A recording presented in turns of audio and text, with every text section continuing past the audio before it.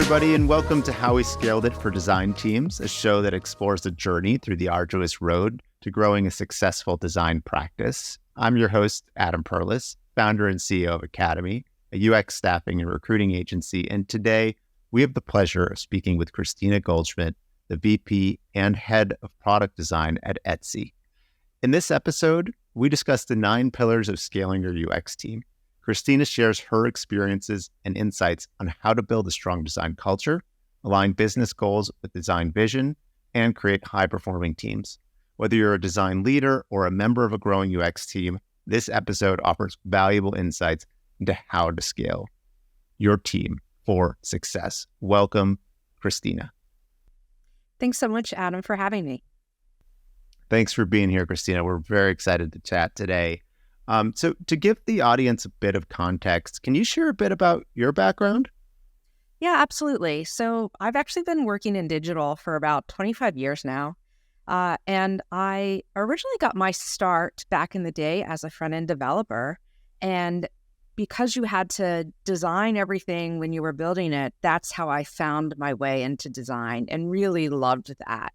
And since then, I've had the pleasure of leading design teams across a variety of Fortune 500 companies. So from the Discovery Channel to Accenture to Morgan Stanley, American Express, and Omnicom Media Group. And as you said, now I'm leading the product design team at Etsy. Some other things about me is that I really am an advocate for mental health in the workplace. And I use that to try and help managers lead from a place of authenticity and really trying to destigmatize mental health in the workplace too. And I'm also really passionate about education. And so I teach and guest lecture at a variety of places, and including at NYU, which is where I also got my MBA. Wow. You have such an impressive background and amazing to hear about all the things you're doing, especially in the mental health space. That's really incredible and a much needed area of focus, I think, for a lot of design leaders. One of the things that you've talked about in some previous talks is the 9 pillars of scaling your UX team. Could you actually give us like high-level overview of what those pillars are, and then we can get into a little bit of the questions? Sure. So I actually came up with these 9 pillars when I was working at Accenture, and it was where I had to actually come up with a way to scale teams. And what I did at Accenture was we were inventing new business models and new companies for Fortune 500 companies. So we would start by like incubating a little company and then seeing if it was viable and then really growing it to scale. And so just doing that over and over and over again with new ideas. And so that really was a repeatable process I found that I could do with a design team. But, every company was different and everything that we tried was different. And so when I looked back over time, I was able to basically figure out what I thought were the things that I needed to consider every single time. And so, so that led me to sort of 9 things that I always look at when I'm thinking about a design team. And the other thing that I would say is that though we're talking about scaling up, you can also consider these things if you also have to, do a retraction. So it does work both ways too, unfortunately. We have to talk about that in these times too. But so there are 9 things. So things like business goals, making sure that your team is aligned to what the business needs are.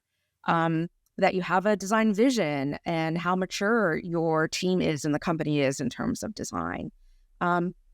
That you have the right org model and ratio. So different things work differently in different types of companies or different industries. Also that you have very, clear and understood career paths and transparency for how to move up. Another one is actually, what's your approach to recruiting, hiring, onboarding? Do you have good partnerships there? Do you have great professional development or the right professional development for your team and what your needs are? And what's your approach to leadership and coaching on your team, and how you're supporting your leaders to lead the team, to make sure that the team can continue to grow and, continue to do what you want to do as an extension of yourself. And then the next one is communication in context. So how are you disseminating messages and making sure that everyone on the team is working in context to, again, meet those business goals? And then the last bucket I have is culture, rituals. And these are important because they can really drive retention across the team. This is incredible. I mean, the amount of thought that you put into this kind of framework, I think really speaks to the type of leader that you are. And diving in a little bit to some of those pillars, I want to start with this idea of aligning design goals to business goals. This is often a big challenge for design teams, and I'd love to hear how you've tackled it. Yeah. So this is a big challenge, as you said, and I find that I'm often talking to teams about how they can really lean in here and help, because the maturity of a company or a design team really can be summed up oftentimes in this one area. So you want to check to see how conversant the designers are, the team, in terms of like how the business actually works and runs, how that business makes money, and then how designers are actually embedded in driving towards those business goals and how much they're actually working towards that and therefore able to contribute to the strategy of the business. So for me, a really good example of this is once I worked at a company where when I joined them, the designers sort of felt like they were doing their best work by fighting for the user and sort of almost protecting the end user from the business. It was, really a noble effort. Don't get me wrong. But right, we've all been there, right? But when you work at a business, you have this duty to actually drive business value. And so what I did in that situation was really at first needed to educate that team on this concept of, hey, you have this duty to drive both user value and business value. And it's not one at the expense of other, but it's at that intersection between the two where it's going to really make it work. And so that, that's the first step if you're ever in a situation like I was. And then oftentimes what you need to do and what I needed to do in this case was to really educate the team on fundamental business concepts. And so there are a variety of ways that you can go about doing that. I find that oftentimes being really personal about it. So having Ask Me Anythings, Q&As where the team can ask you questions. Oftentimes I would center these around major company events like company all hands, where there's going to be a bunch of business jargon that gets sort of like set at them in rapid fire. So I might be there to answer questions afterwards, or even in Slack channels where I'm defining definitions of key business terms, that kind of thing, putting them in context, helping them connect the dots, and letting them know that no question is too small, right? I think that really, really lets them know that, I can ask anything, and helps to foster that kind of learning mindset. And then I think you can also start to make it fun for them. I really, really get excited when I see business concepts referenced in pop culture and try to bring that back and help use that as a learning tool. So if I'm watching a television show like on Netflix where they had that story about Spotify, or that story about WeWork, and in the WeWork one, they actually talked about EBITDA, which is like, I never can say the exact acronym on demand, but it's earnings appreciation, something, but it's basically what it means is profit. And when you can catch that and everyone's watching that show at the same time, and then use it to teach your team about that key business concept, and they see it in the moment, it can be really helpful. So then once the team sort of changes their mindset, gets up to speed on business concepts, and they're sort of in it and in this dual mindset, that's when they really can start to be truly powerful and have better empathy for their partners and really start to help set strategy. And that sort of seat at the table, working towards strategy, that's what every designer wants. That's what all these design teams want. And once you can help them achieve that, that's when everyone feels really happy. I think that really shifts something in a designer and a design team. And what I like to remind designers is that we deal in constraints. That's what we do.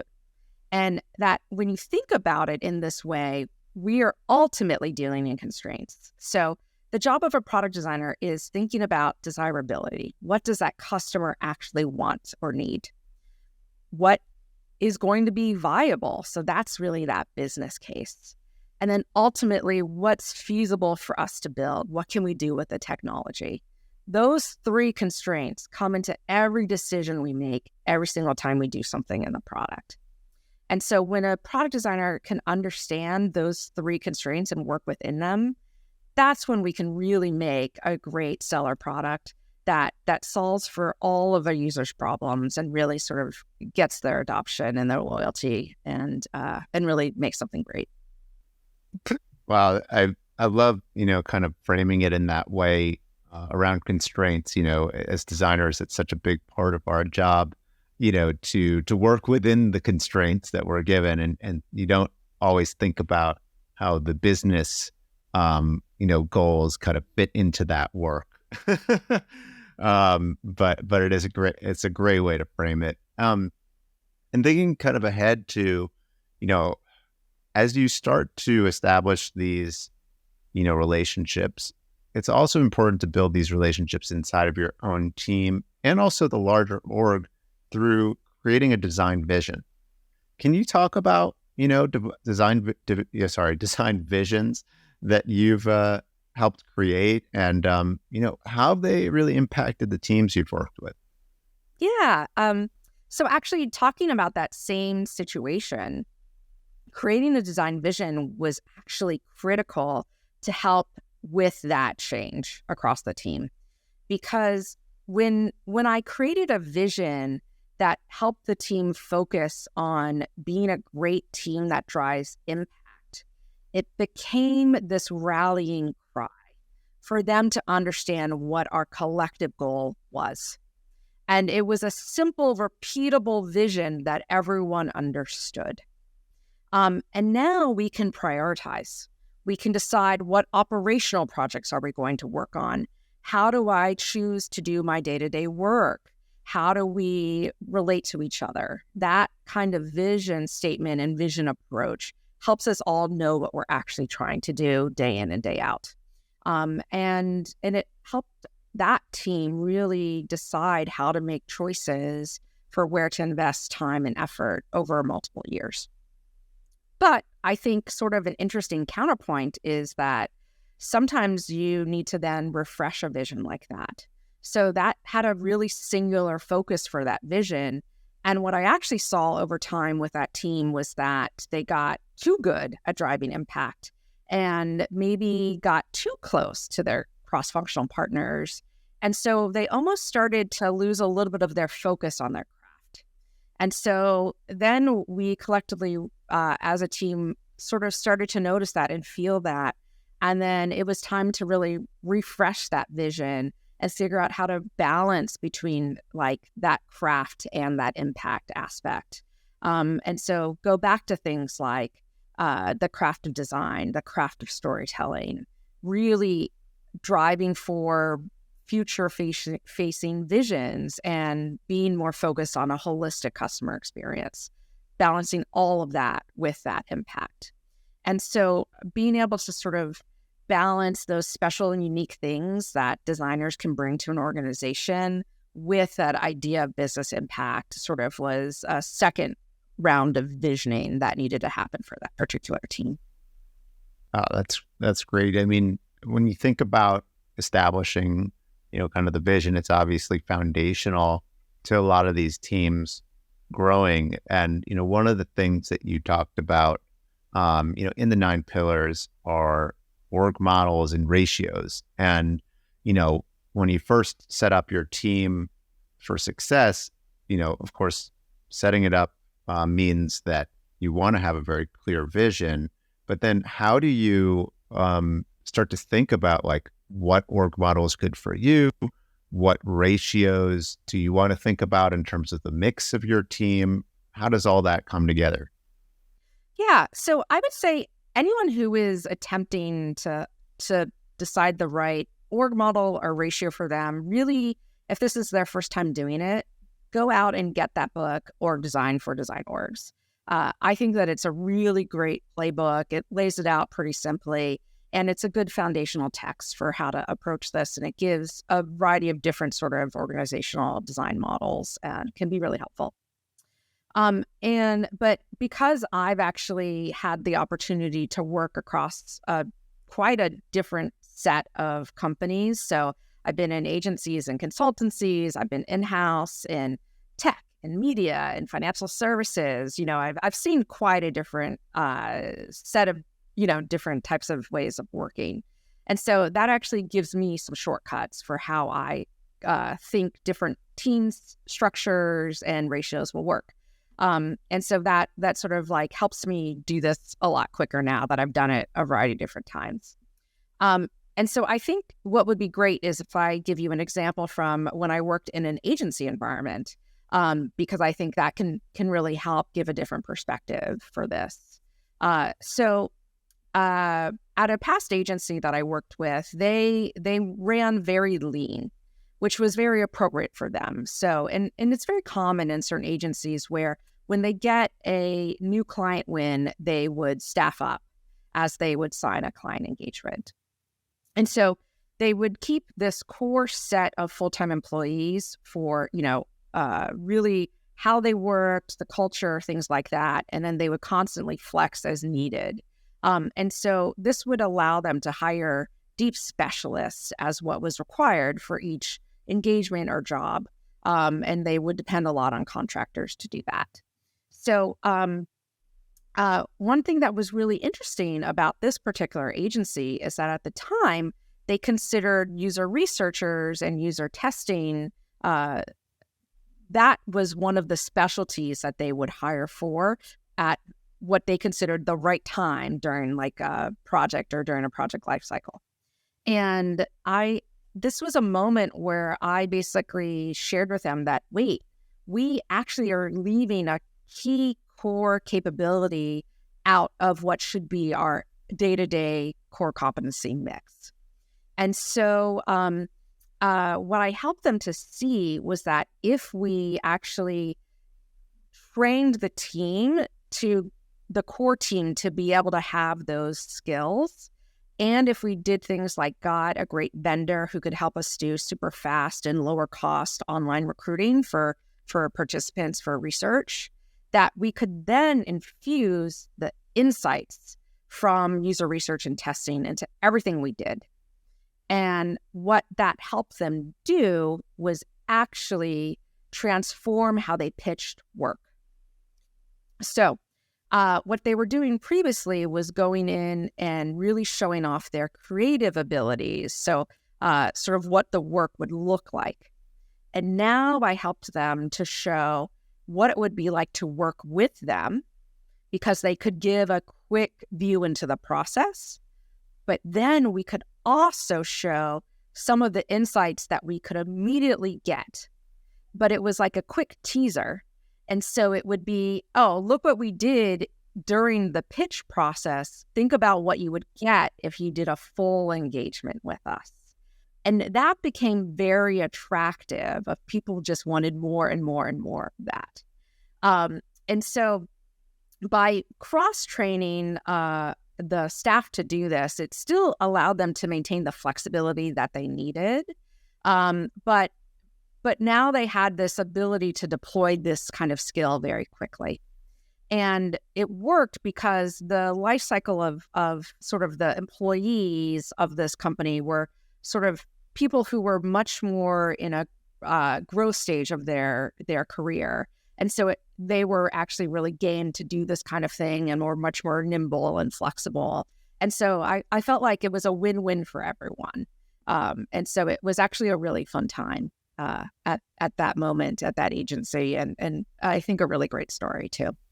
Yeah, absolutely. I mean, I think upskilling some of those folks and kind of changing a little bit their roles and responsibility, and what would have, they would typically have done, to then be able to leverage that and kind of prove to the business why it was valuable, and then eventually even turn it into a sales tool.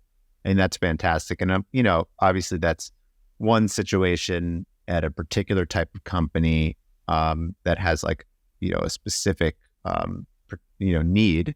And it sounds like, depending on your team, you kind of have to think and adapt, based on your situation. Do I have that right? Yes, that's absolutely right. And so you need to actually figure out sort of what's the right skill set, how many of them you need, and what's going to actually match the culture and the talent and the type of business that you're in. And oftentimes if you're in a design organization, you also need to sort of match what's appropriate for your cross-functional partners too. In that agency situation, we had a lot more flexibility across outside of the design team because we were actually cross-training product managers too. But in different types of companies, you might not have that kind of flexibility to look outside of just the design discipline. So that's another factor to take into play. But yeah, you had it absolutely right. Yeah. And as you start to think about, the right model for your team, the right ratios for your teams, one of the big things that we've discussed is, creating career paths and transparency for the members of those teams so that they can have a clear path for growth.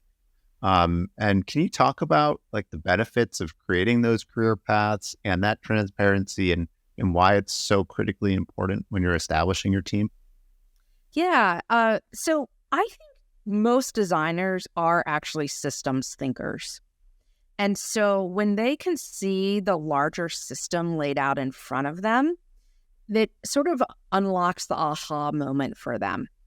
They see all of these opportunities for them, right? They can say, oh, I now understand what are the paths for me and where I can go. And then, and it's great because I think now we're normalizing these career ladders and competency matrices. So we're seeing them pop up everywhere in kind of a variety of different environments, which is really great. And so what's really helpful is that when you have this systems approach, now you can also normalize the fact that you're gonna have a conversation. So it can be actually really hard sometimes for a manager to bring up a conversation about helping someone get to the next level, or it can be even harder for a direct report to bring up this conversation because they just don't know how it's going to land or how it's going to make them look. And so when you create this documentation and have it be there for your organization and you start to evangelize it across your organization and it's used in annual performance conversations and hopefully more frequently than that, quarterly, et cetera, everyone is used to talking about it and looking at the map and saying, where can we go? And so I think that really, really, really helps sort of get things moving and people not being scared to talk about it. But I think where I've really seen the benefit is when I've been places where they haven't had one. I remember once when I joined an organization where they didn't yet develop these documents, and I was able to see a really, really senior, super talented designer who was having this moment of frustration communicating with their leaders, their manager, and the senior leadership of the organization. So the situation was that this leader was, or this senior designer was really sort of feeling dissatisfied because they sort of felt like they were owed a promotion. They had put in their time. They were super well regarded, and that it was now their time to be promoted. But there was not this transparency around what would that new job look like, what was needed from a business need or business case for that promotion, what would promotion readiness be like, what would they be doing at that next level, and what would be materially different from their job today at their current level. And so they weren't able to come together and have these conversations. And so what I saw happen was they were just in frustration conversations of sort of going back and forth, and it just sort of deteriorated. And ultimately that senior designer, who did have a lot to give, ultimately ended up leaving. And I think that there actually ended up being hard feelings. And so I think that you could actually get around a situation like that if you had this mapped out and you had transparency and a willingness to constantly talk about it, because then everyone would be on the same page and someone would know what they needed to work towards, and you would, as a leader, know how to support someone towards working towards that and achieving their goal. Yeah, I think that's a fantastic example. I'm glad that you brought up kind of the negative consequences of not doing this.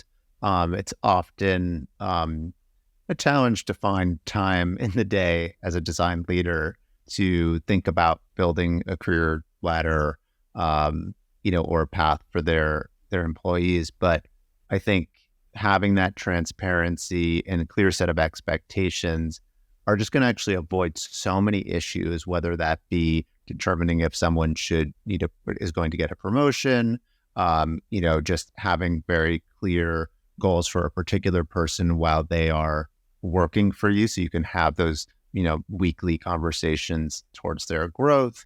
And then I think one of the areas where it's also very important is when we start to think about recruiting, new talent to your team. And so I actually want to pivot into that and talk about, a little bit like why that, having those career ladders in place can actually help you figure out who you need for your team, and then the importance of building those relationships with recruiting and then eventually onboarding new members. Can you speak to that?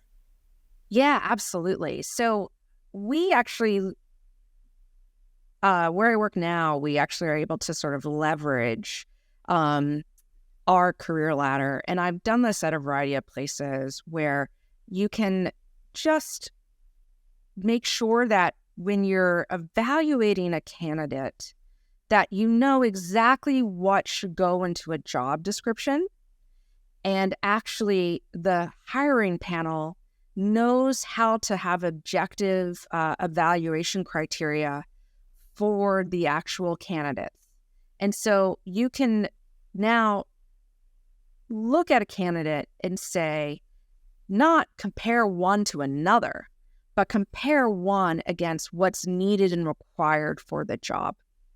And that's a much more equitable experience for a candidate, where you're not just saying, who is the best person of the people I'm looking at right now, and what are their strengths and weaknesses against each other, but you're objectively looking at what's the job, what are the criteria for that job, and how can I actually make sure that we are objectively making, all of this sort of process as transparent for everyone participating in it on the hiring side as possible. And I think that that's another great reason to have a career ladder and competency matrix. And especially because when we hire, we're oftentimes getting feedback from people outside of design, because everybody works cross-functionally, and it allows us to be able to get on the same page with our cross-functional partners who may not have the same depth of knowledge in the field of design, but now they have ways to actually go ahead and be on the same page when they're in that hiring process too.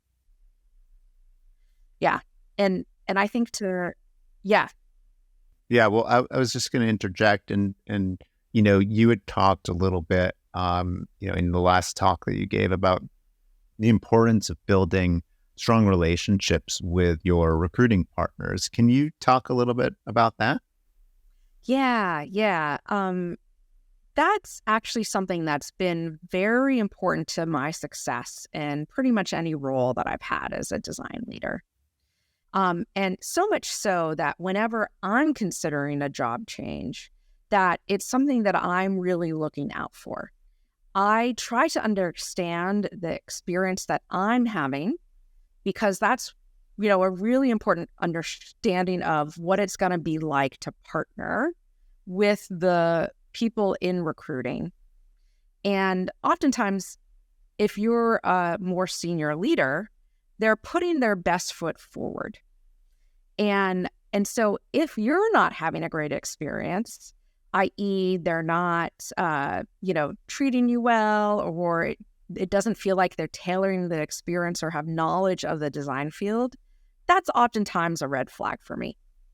And so that's really valuable information to get just when you're first starting to consider a role, right?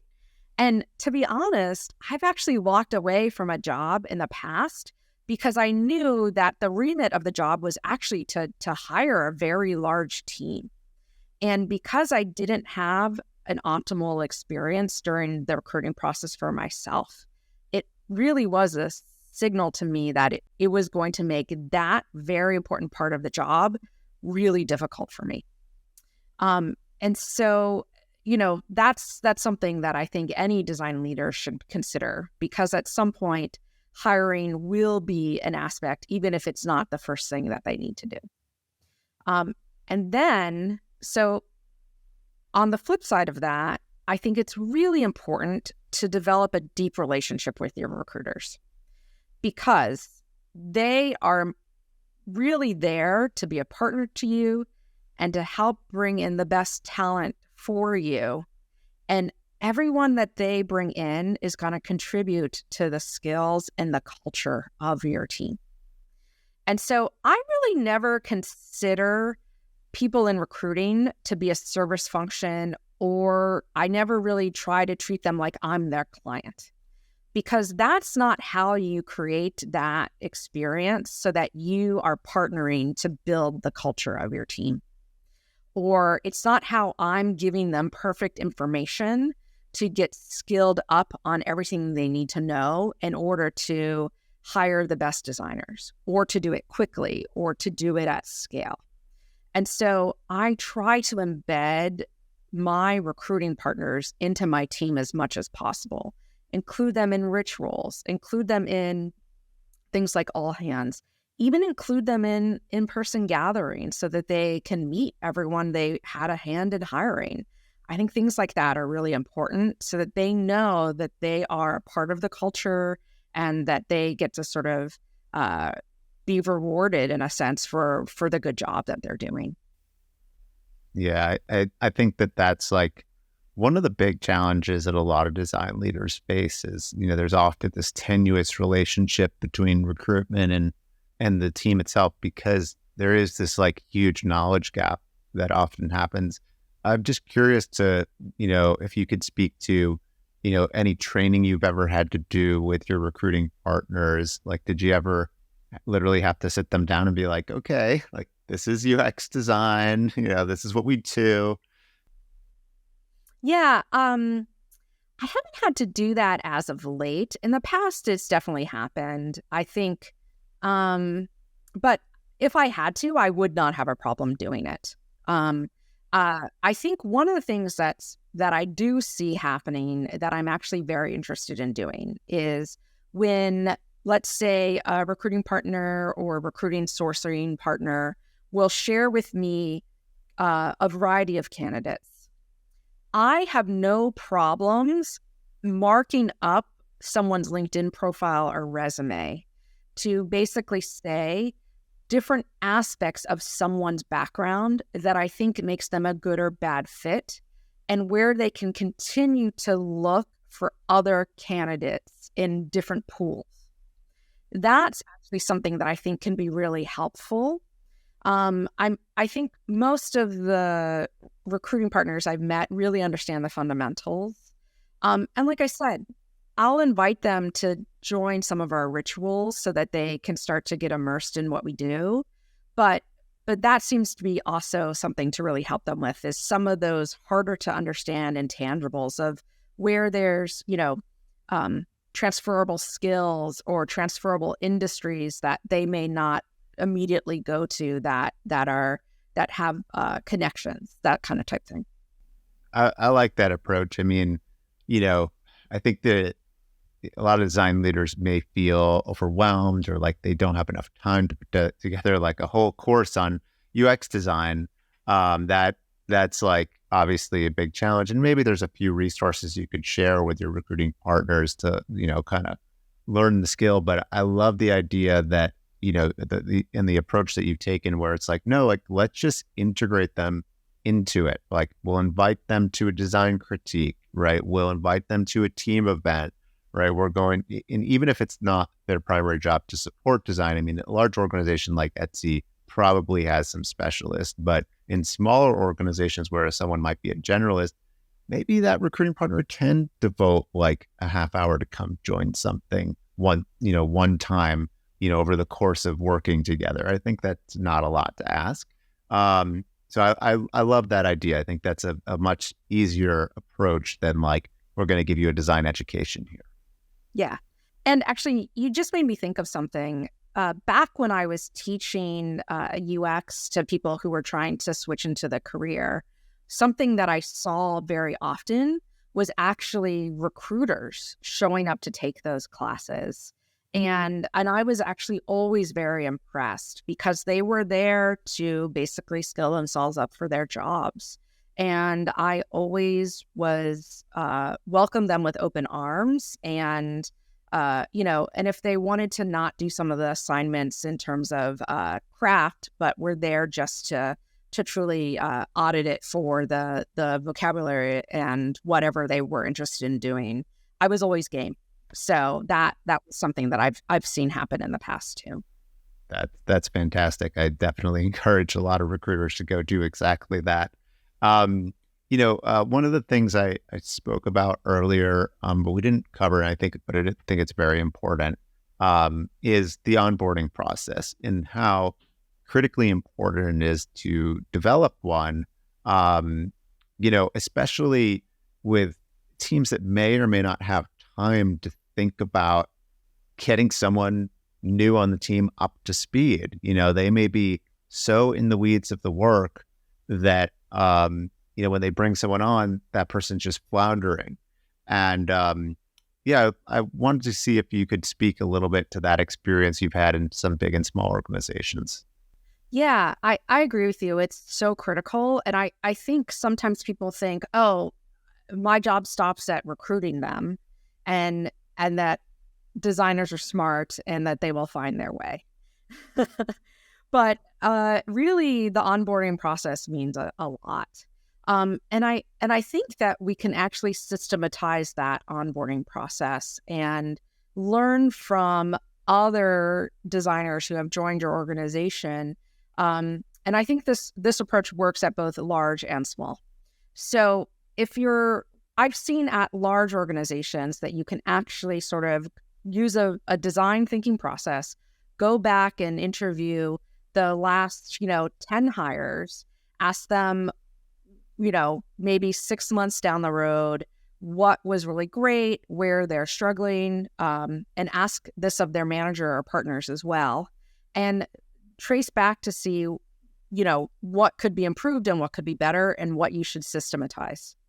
And then use that to really start to create a program that you can hopefully use as a repeatable process, and try to have ways to teach the sort of culture and processes and how you do things from day one, and balance that with what they need to do in their local team or what might be slightly different about what their day-to-day job would be. And then I would say at a small organization, what I've seen work really well is an apprenticeship model, where if you find someone who has a similar job and can sort of more have them shadow, and you can do this a little bit at a large organization with like a buddy program or something like that. But I think at a smaller organization, you can learn much more by osmosis and really sort of get immersed in what someone does day to day, because they may not have the volume to try and generate those insights from what's happened from the past 10 people, right? But if someone is able to shadow someone, they can then sort of treat it like contextual inquiry and start to ask questions. Why are you doing that? What's going on there? And then that person also, their memory gets jogged when they're doing something that they don't think about to share or to write down. And then, you can start to over time ask those new hires to keep a note log, and you can then try to systematize that. But I feel like that sort of apprenticeship shadowing model can work very well in a smaller organization. Yeah, I love that. I think very similar to the approach with the recruiters, in lieu of like having time to go do these things, because it takes a lot of time to develop an onboarding process, right? And sometimes you're just so stuck in the work that you don't have time to do it. Your team doesn't have time to do it. How do you kind of offload some of that work to your team and kind of delegate, if you will? And an apprenticeship model absolutely does that, because, then this person can spend only like 2 hours in the day with this new person and say, okay, here's all the files you need. They're like all here, read them all, come back to me with questions, right? And then, over time, the team starts to free up a little bit with work. The resources become more formalized. You can start to treat it as a project and put it into a formal onboarding. And gradually it kind of grows into a proper system. But I think that's a great approach for teams that are both big and small. Some who can afford the time and the resource to go do it, and then some who may not be able to. So I think that's fantastic. Yeah. And also, go ahead, sorry. Designers like to solve problems. Someone on your team will also, I guarantee you, volunteer to do something. They may not take on the entire thing, but what you'll start to see is maybe one of the buddies at a larger organization will write something down for their new hire. And then you want to grab that because you can then use that at scale later. Or something in that apprenticeship program, maybe that list of things to read becomes something to keep as an ongoing list. Or maybe it's here's our acronyms list or something like that. It's going to help no matter what. And someone's going to raise their hand in one way, shape, or form. And it's just about getting it in pieces sometimes. Yeah, absolutely. And as we start to think about not just the earliest days of somebody joining a team, but as they grow with your team, one of the things that you had mentioned is professional development and the importance of giving, people opportunities for growth. Can you speak to some of your experience in, creating programs to help people grow? Yeah. And I think similar to what I was just saying, one of the things that I found to be really, really, really important is when you enlist your senior most designers to help grow your more junior designers. And I think it's also important to not make professional development a burden of just managers.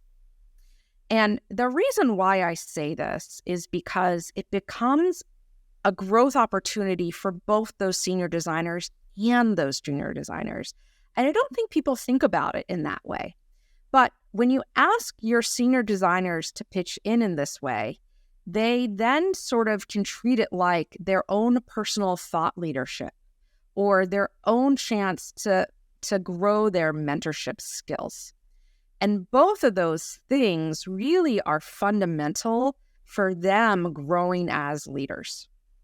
And so if they have developed maybe some expertise in one particular area, and now they can start to make a training, or they can start to make a blog post or something like that, that starts to help them scale themselves. Like, that's how you can grow in a career. Or if they take on the mentorship of a couple of more junior designers, that's a whole bunch of different leadership capabilities, because now they're facilitating, or now they're helping to solve problems on the fly, or they're just revisiting things that they've done, but they have to think about it in an abstract way. And so that really can help them.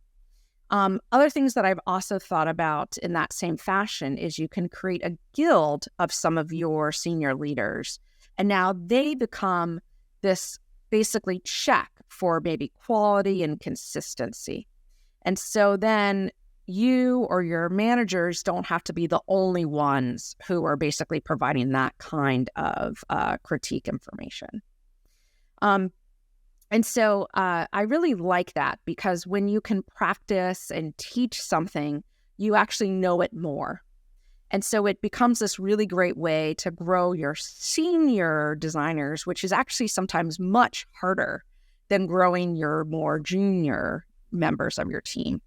And of course, in those interactions, your junior members are like sponges, and they're getting all the things, right, from all of these interactions. So that works out pretty well. Something else that I really like to do is to send one or two people to a conference. It's either, in person or virtual, either one matters, but send them with the explicit task of coming back and sharing the information, but they have to summarize it and contextualize it so that everything they saw, share how it would really matter to your team and to your company. And so if they go in with that lens, they're going to come back with a true mastery of the content, and they're going to be able to reteach it. So now they know it and they've contextualized it. And also now other people who didn't get the chance to go have exposure to that same content. And along those same lines, you can actually, you could throw an internal conference, right? This is something that I've done at one of my past jobs as well, is that we've actually put on an internal conference where you have this ability to let your team curate content. And so they get this experience to really become thought leaders in a different way, and to get practice of putting on events, and also to have a great dialogue. I think that that's also another way that a lot of people don't think about doing something. But oftentimes that can be a completely free way of doing something that also brings the team together. That can be really, really impactful too. And then there's sure, you can go out and get external training at scale, but I think that's what most people think about when you think about professional development. There's one other thing that's also worked for me at multiple places. And this is for the most junior members of your team. And that's actually if you develop an apprenticeship program. And so I would say that this is a little bit different than what I was talking about with that onboarding program.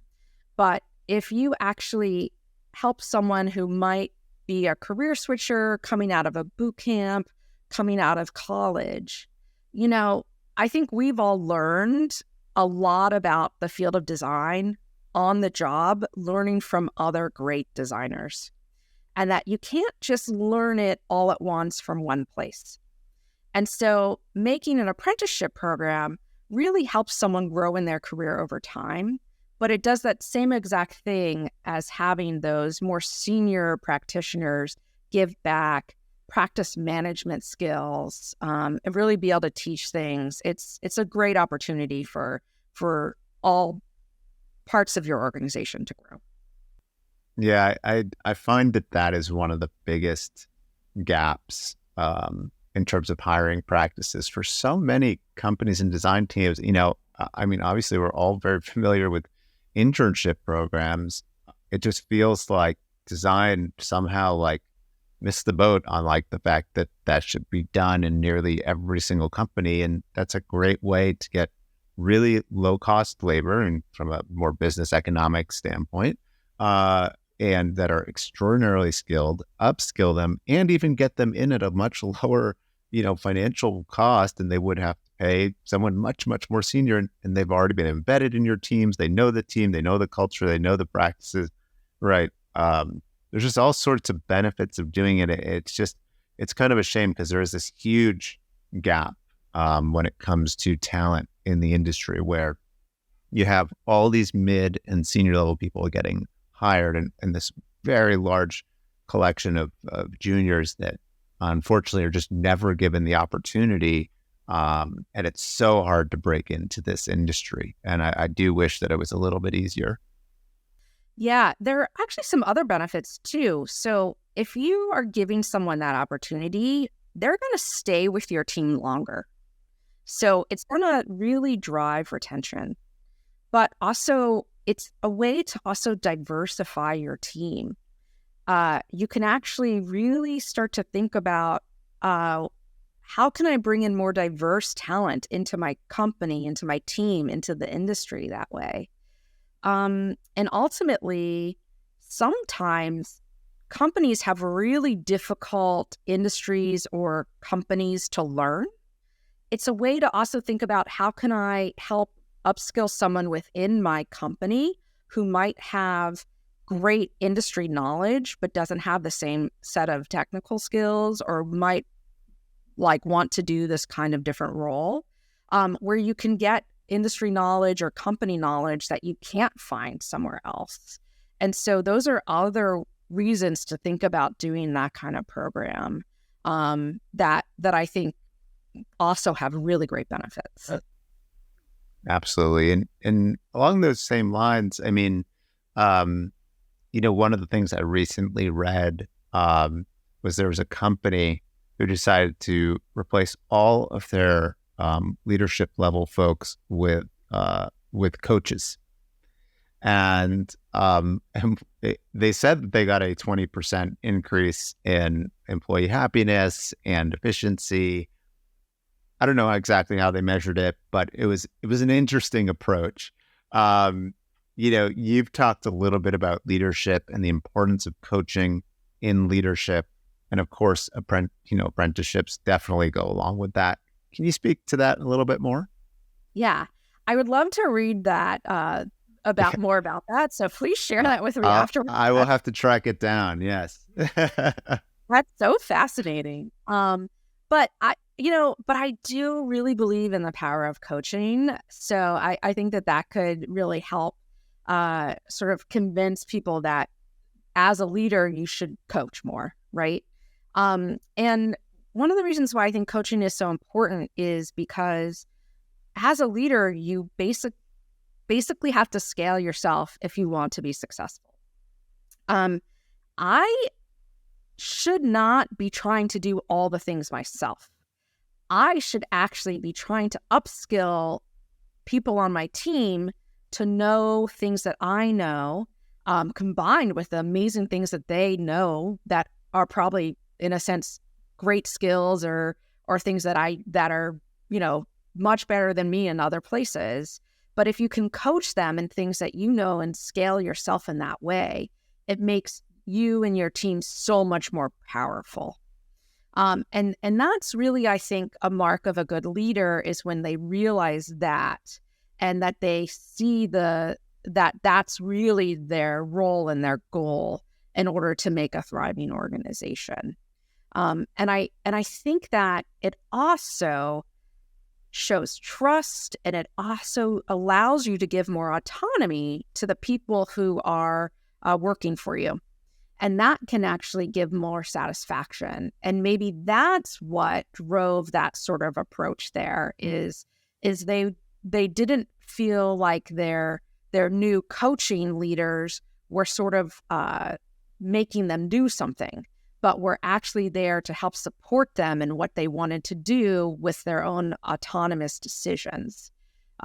Plus, I think when you invest in people and try to foster this kind of idea of a learning organization, it also helps people really try to be their best self. Yeah, that's beautiful. I mean, I think all critically important points when, thinking about framing how people should lead within your organization. And with that in mind, one of the important things you talk about is communication and context. How do you ensure that designers have access to information, that they're making informed decisions, that they're contributing effectively to the process, and how do you make communication seamless between them? Yeah, so I think communications and context really help people do their best work. And so if I'm not sharing all the things that I know or giving people the context, they can't actually be autonomous, right? And so I really like to take, again, a sort of design thinking approach here where I want to understand in my team what their communication needs are and maybe where communication channels might be breaking down. And so trying to figure that out by seeing what information isn't being disseminated through existing channels, also understanding if certain complexities of certain communications aren't being understood or maybe getting stuck certain places, I think is really important. And then trying to figure out if maybe certain layers are where an issue might be happening, or if there's just places where there's too much communication, right? Like maybe there's a wall of emails or overwhelming amounts of Slacks. How is communication happening, and where is the nuggets? Where are they? And then how can you actually help your team basically get the signal in the noise? And so that's been something that has been really, really helpful for me to figure that out, and then figure out what's the right system to fix and change. So I've done things in the past, like maybe decided to have a weekly staff meeting with some of the leaders, both ICs and managers, because I know that they will be able to have the right context that I can give them quickly, but then they can both share with the more junior team members. And then so they can ask me a bunch of questions, but then they can take their time when they share it with more junior members. And then therefore there's also a lot more trust that they can, share that information, and that everyone has access to information, that kind of type thing. And so sort of making those choices of who should be sharing what information and how it should be shared, all of that I think really matters. And then you can decide sort of, should something be formal? Like, does this require a email from me? Because then it puts people at ease in a difficult time. Or does, when something is coming out from a senior leader, do I need to back that up with a Slack message so that people know I'm right on top of it and that they can have an informal conversation with me? Things like that can be really helpful so that you can really understand how information goes around and where there's anxiety in your team. All of that matters. And then I think all of this ultimately goes back to that idea of business context, making sure that your team knows what they need to know about the business when, because that's how they're ultimately going to be able to do their job. Yeah, that's all fantastic points. I want to pivot to another really important topic, and it's actually the last of the nine pillars. It's about culture. Can you tell us about how you build culture and how that influences retention on your team? Yeah.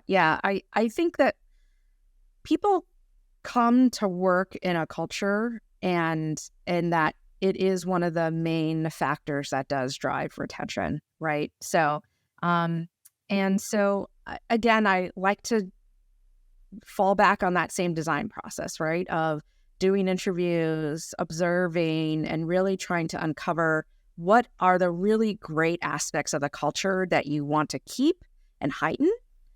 And also, where are things that might need to be strengthened or actually put in place in the culture? And so that's going to be different based on the goals of your team or what your vision is.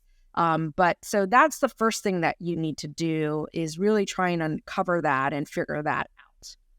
But places to look really start with fundamentals of sort of how we work. So go look at the crit process, right?